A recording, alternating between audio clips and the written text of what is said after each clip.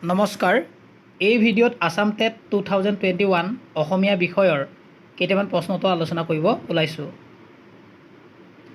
1 number প্ৰশ্ন, চন্দ্ৰকুমাৰ আগৰৱালাৰ জন্ম আৰু মৃত্যু কেতিয়া হৈছিল? উত্তৰ, জন্ম 1867 আৰু মৃত্যু 1938 চনত। 2 নম্বৰ প্ৰশ্ন, চন্দ্ৰকুমাৰ আগৰৱালাৰ পিতৃ আৰু মাতৃৰ নাম কি?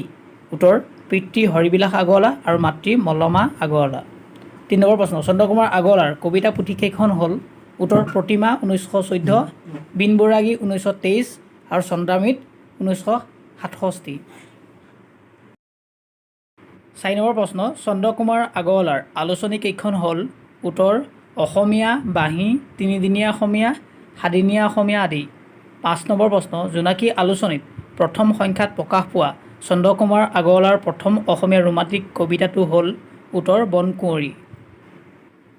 6 নম্বৰ প্ৰশ্ন, চন্দ্ৰকুমাৰ আগৰৱালাক কি বুলি অভিহিত কৰা হয়? উত্তৰ, প্ৰতিমাৰ খনিকৰ। 7 নম্বৰ প্ৰশ্ন, চন্দ্ৰকুমাৰ আগৰৱালাৰ প্ৰতিমা পুথিৰ প্ৰসংগত লক্ষ্মীনাথ বেজবৰুৱাদেৱে কি লিখিছিল? উত্তৰ, প্ৰতিমাখন সৰু কিন্তু নিভাঁজ সোণৰ। 8 নম্বৰ প্ৰশ্ন, জোনাকী আলোচনীৰ প্ৰথম সম্পাদক কোন আছিল? উত্তৰ, চন্দ্ৰকুমাৰ আগৰৱালা। 9 নম্বৰ প্ৰশ্ন, অসমীয়া ভাষা উন্নতি সাধিনী সভাৰ প্ৰতিষ্ঠাপক সদস্য কোন আছিল? উত্তৰ, চন্দ্ৰকুমাৰ আগৰৱালা। 10 নম্বৰ প্ৰশ্ন, চন্দ্ৰকুমাৰ আগৰৱালাৰ কলকাতাত থকা প্ৰকাশন প্ৰতিষ্ঠানটোৰ নাম কি আছিল?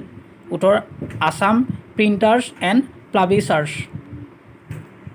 ভাল পালে মোৰ চেনেলটো লাইক, কমেণ্ট আৰু শ্বেয়াৰ কৰিব। লগতে পিছৰ ভিডিঅ'সমূহ চাবলৈ মোৰ চেনেলটো ছাবস্ক্ৰাইব কৰিব। ধন্যবাদ।